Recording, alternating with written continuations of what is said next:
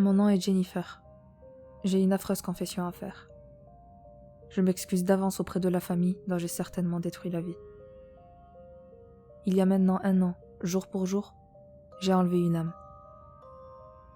Le 30 octobre 2020, après être sortie du boulot, je devais me rendre à un chalet pour participer à une fête organisée par des amis. Au début, j'hésitais. J'étais crevée de cette journée de travail. Mais suite à l'insistance sans faille d'une copine, j'ai fini par accepter. Je n'aurais jamais dû. La fête se passait dans un coin paumé pour éviter tout tapage nocturne, car le but de ce rassemblement consistait à faire un décompte spécial Halloween. La fête s'est très bien passée. Je me souviens m'être bien amusée malgré ma fatigue. D'habitude, je fais attention aux boissons alcoolisées. Mais cette nuit-là, l'euphorie du moment m'a fait perdre la raison. J'ai bu comme jamais je n'avais bu. Au bout de plusieurs heures de conversation, de bruit et d'alcool, la fatigue a fini par me rattraper. J'étais évidemment trop bourré pour conduire au retour. Je souhaitais tout de même rentrer à la maison. Malgré l'opposition de mes amis, je les ai ignorés et j'ai pris la route vers chez moi, aux alentours de 3 heures du mat'.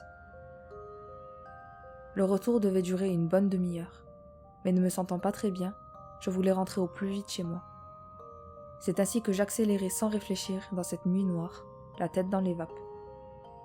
C'est comme si j'étais dans un rêve éveillé, ou plutôt un cauchemar. J'aurais voulu oublier ce passage de ma vie. C'est trop égoïste de penser ça, mais c'est la vérité. Bref, vous l'aurez deviné, j'ai fini par percuter quelqu'un. Pas une voiture, non, un piéton. Un enfant pour être exact. Je sais même pas ce qu'il faisait là. Il n'y avait rien aux alentours de cet endroit. C'était juste une route paumée, vide d'habitation. Après l'avoir violemment heurté, j'ai brusquement immobilisé la voiture, puis marqué un temps de pause qui n'a duré que quelques secondes, mais qui semblait durer une éternité. Je n'arrivais pas à croire ce qui venait d'arriver. Je suis sorti de la voiture, puis à l'aide de mon téléphone, j'ai éclairé en direction de l'enfant. C'est là que j'ai eu une vision d'horreur qui me hante encore aujourd'hui. J'ai instantanément vomi tout ce que j'avais ingurgité plus tôt. Son corps. Il était déchiqueté. Je lui avais coupé son petit corps en 2. Et pourtant, il était toujours en vie. Je l'entendais essayer de respirer difficilement. J'ai réprimé une deuxième envie de vomir, puis me suis dirigée vers le corps paralysé du petit garçon. Il ne devait pas avoir plus de 10 ans. Rongé par la culpabilité, je me suis accroupie à ses côtés, puis de ma main droite, je lui ai doucement pris la sienne, comme pour éviter de le briser plus qu'il ne l'était déjà. Ma main gauche, quant à elle, était posée sur sa poitrine. Je sentais son cœur faible se battre pour sauver son hôte. À chaque minute qui passait, il battait moins fort. Le garçon essayait péniblement de respirer. Il avait mal, ça se voyait. Je me suis maladroitement excusée des dizaines de fois, comme si ça allait changer quelque chose. Il y avait tellement de sang, c'était sûr qu'il allait y passer. Je pense qu'il n'avait même pas remarqué ma présence. Ses yeux regardaient peinement le ciel, mais il semblait être ailleurs, comme s'il voyait sa courte vie défiler. Puis sans que je m'y attende, il m'a fixé, droit dans les yeux. À ce moment précis, j'avais perdu tous mes moyens, dévasté par les remords. Alors que la vie quittait doucement son petit corps, il a utilisé ses dernières forces pour serrer sa main contre la mienne.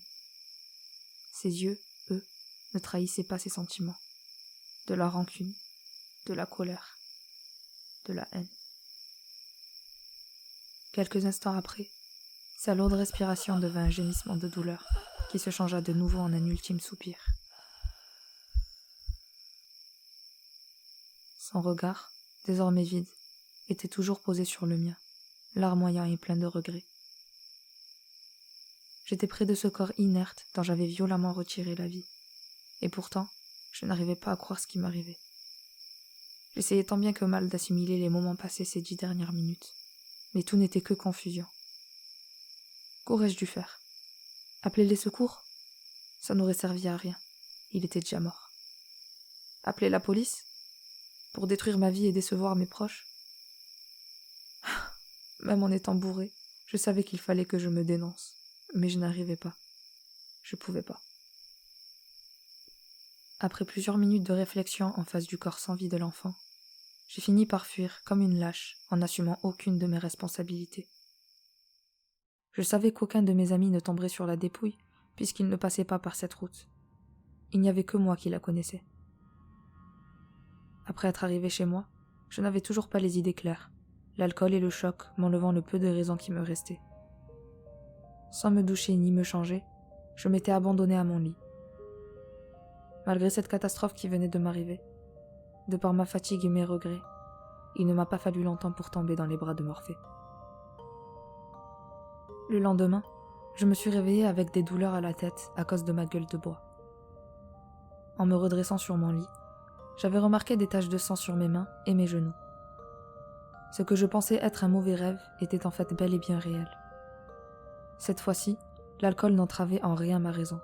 J'avais compris l'ampleur de ma bêtise. Je me souviens avoir hurlé de panique, puis d'avoir eu une crise d'angoisse. C'était définitif. J'étais devenue une meurtrière. Après que ma crise de panique soit passée, je me suis rendu compte que je n'avais pas caché le corps. Comme je l'ai dit plus tôt, parmi mon groupe d'amis, il n'y avait que moi qui empruntais ce chemin. Mais d'autres personnes peuvent également l'emprunter. Donc, si le corps était retrouvé, il ne serait pas compliqué de faire le lien entre la scène de crime et moi, qui ai conduit sous l'emprise de l'alcool. Je devais vite y retourner pour me débarrasser des preuves. Avant de m'y rendre, je me suis équipée comme il se devait. Sac poubelle, pelle et de quoi nettoyer le sang. J'avais également mis de côté ma culpabilité, le temps d'exécuter cette dernière tâche avant de faire comme si de rien n'était.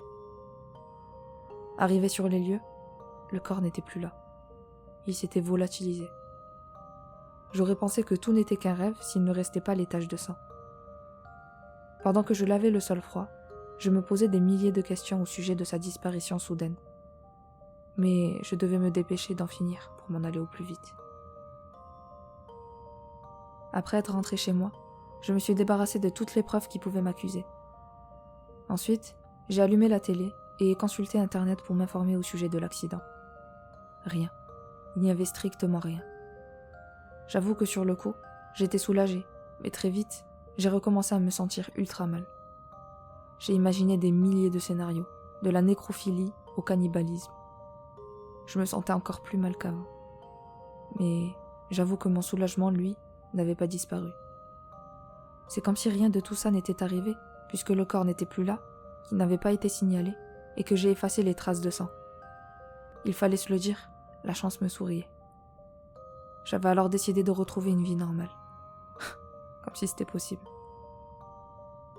J'allais au travail, comme si de rien n'était. Déjà que la passion n'y était pas, là, c'était encore pire puisque je pensais à mon crime à longueur de journée. Je reste humaine après tout. La culpabilité ne disparaît pas du jour au lendemain. J'essayais quand même de passer à autre chose en sortant avec des potes, tout en évitant de boire. Les boissons alcoolisées m'avaient dégoûtée. Et puis, qui sait ce que j'aurais pu dire en état d'ivresse.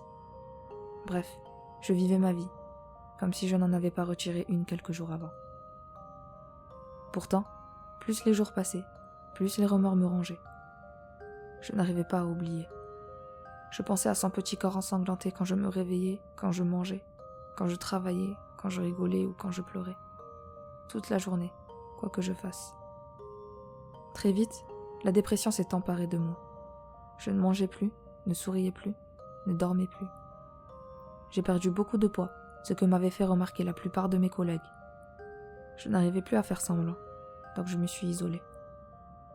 J'ai quitté mon job. Ça me déprimait plus qu'autre chose d'y rester. Je pouvais plus faire face à mes proches.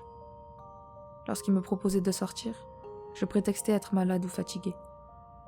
C'était impossible pour moi de me nourrir ou de me divertir. Je me répétais sans cesse que je ne méritais pas cette vie. Et pourtant, j'arrivais pas à trouver le courage de me dénoncer à la police. Je préférais mourir. Je suis pathétique. De longs mois sont passés. Je suis restée sans boulot tout au long de ma déprime. J'en avais les moyens. Je vous épargne les détails de ma profonde dépression. Le plus important s'est passé il y a 1 mois. Le 1er octobre, ma situation s'est empirée. La nuit, alors que je m'apprêtais à dormir, je l'ai entendu, son dernier souffle. J'ai brusquement ouvert les yeux, puis j'ai éclaté en sanglots. Il était là, devant moi. Dans la pénombre, au coin de ma chambre, j'avais discerné une silhouette d'enfant, sa silhouette. Il se tenait debout sur ses bras, puisque je lui avais privé de ses jambes. Seulement 3 mètres nous séparaient, mais je ne pouvais discerner ses traits puisqu'il faisait sombre. J'entendais des gouttes tomber. Je savais que c'était son sang. J'ai tenté de le fuir en quittant la chambre pour me rendre au salon et dormir sur le canapé. Mais à peine je me suis dirigée vers la sortie que je l'ai entendu. Il me suivait et marchait de ses mains ensanglantées. Dans la panique, j'allumai la première lumière que j'ai pu atteindre. Et il avait disparu. Je l'ai éteinte, puis il était de nouveau là. Alors je l'ai rallumée, comprenant que je ne pouvais le voir et l'entendre que lorsqu'il faisait noir. Je suis retournée dans mon lit, tout en allumant tout ce qui se trouvait sur mon passage. Même si je ne pouvais le voir, je savais qu'il était là. Je me suis excusée lamentablement, jusqu'à ce que le sommeil m'emporte. Le lendemain, je me suis réveillée les yeux humides et gonflés par les larmes. J'ai de nouveau passé une longue journée dans la déprime, à penser au petit. Le soir venu, il est de nouveau réapparu, toujours avec ses gémissements de douleur et son dernier soupir. Comme s'il voulait que je me souvienne de lui jusqu'à ma mort. Durant les 10 premiers soirs, après le coucher du soleil, il me rendait visite. J'allumais toujours la lumière pour ne plus le voir ni l'entendre, mais je continuais malgré tout à m'excuser en espérant qu'il me foute la paix. Dès la 2e semaine, l'enfant s'est rapproché de moi. Malgré la pénombre, je voyais que la silhouette était plus proche. Je me suis empressée d'allumer la veilleuse, et il était toujours là. La lumière ne me servait plus à rien. J'ai vu ses yeux perçants qui me maudissaient, mais aussi ses boyaux ballants dans les airs. J'ai vomi, comme la première fois que je l'ai vu. Je n'ai pas fermé l'œil de la nuit jusqu'à l'aube, mon corps étant affaibli par la fatigue. Puis quand je me suis réveillée, il n'était plus là. Je me suis sentie rassurée, mais ça n'a pas duré longtemps. À partir de la 3e semaine, ma vie est devenue un enfer. Le petit s'était encore rapproché. Je le savais maintenant. Plus les jours passaient, et plus il se rapprochait. Mais ça ne s'arrêtait pas là. Je pouvais le voir même en journée. J'essayais de le fuir en sortant de chez moi, mais où que je me rendais, il me suivait, gardant une certaine distance. Quand je fermais les portes derrière moi, il les traversait, et quand je me rapprochais de lui, il reculait. Il m'était intouchable et inatteignable, et pourtant, je savais que lui allait m'atteindre, tôt ou tard. La 4e semaine, c'était sûr, il allait m'arriver quelque chose, mais je ne savais pas encore quoi. Je n'ai pas tardé à le savoir, car au bout de quelques jours, le premier matin de la 4e et dernière semaine d'octobre était arrivé. Mais le petit n'était plus là. Je ne le voyais plus. J'étais perplexe, car je ressentais sa présence. Le reste de la journée, je l'ai passé à la maison, à observer autour de moi. À aucun moment il ne s'est montré. La nuit tombée, dans le noir, je ne voyais toujours rien, aucune silhouette en vue. Je me suis rendue dans ma chambre pour m'installer dans le lit, puis à peine allongée, je l'ai entendu, très près de mon oreille droite. Ce son affreux qu'il a produit avant sa mort. Pourtant, il n'y avait rien autour de moi, lumière ou non. J'ai essayé de dormir tant bien que mal, mais impossible. Sa présence m'enlevait toute envie de dormir. C'est comme s'il était dans ma tête. Quelques minutes après, alors que je ne l'entendais plus, je me suis vite endormie, profitant de ce court répit. Le jour suivant, 6 jours avant Halloween, je me suis réveillée avec la main droite douloureuse.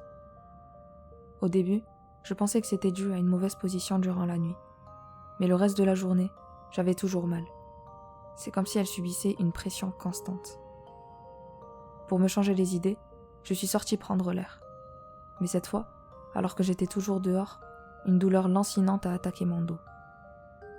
Je suis vite rentrée pour m'allonger. Alors que je tentais de dormir, j'ai de nouveau entendu la respiration lourde et saccadée de l'enfant. Je n'arrivais plus à supporter. J'ai éclaté en sanglots. J'en pouvais plus. entre la fatigue, les remords, les douleurs. Le jour d'après, j'avais encore plus mal à la main. Pourtant, elle semblait n'avoir rien.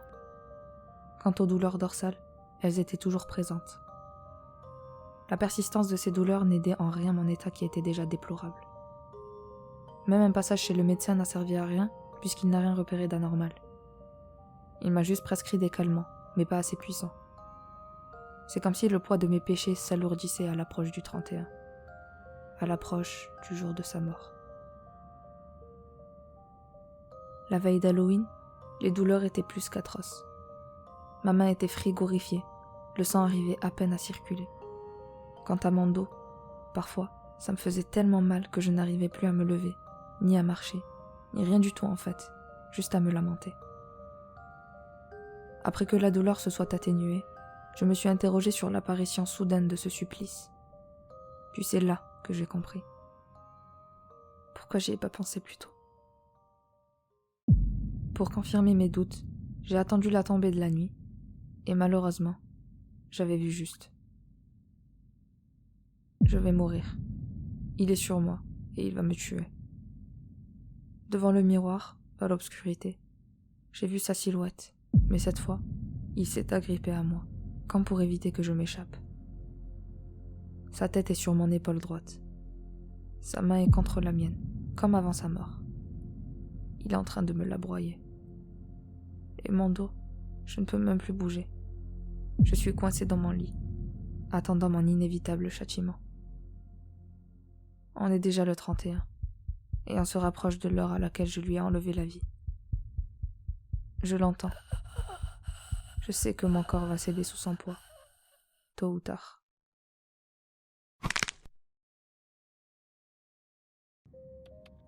Le 31 octobre 2021, la jeune Jennifer a été retrouvée chez elle, le corps brisé et la main broyée. À côté d'elle se trouvait son téléphone où elle y a laissé un message vocal. Malgré cela, les circonstances de sa mort restent incertaines. Sa confession, quant à elle, est ajoutée au dossier comportant les témoignages similaires. La mystérieuse affaire enfant errant reste toujours sans réponse. La seule information que nous pouvons confirmer avec certitude est que cette entité apparaîtrait chaque année, le 31 octobre, dans des routes sombres, étroites et vides. Elle hanterait le malheureux qui croiserait son chemin, et ce, en l'espace d'une année, ce qui causerait sa mort au prochain Halloween. Il est de notre devoir d'étouffer cette affaire pour le bien de notre société. C'est pourquoi la directive à suivre consiste à transférer ce dossier à la Fondation SCP. Quant à l'enfant errant, nous espérons trouver un moyen de l'intercepter au plus vite, avant le prochain mois d'octobre.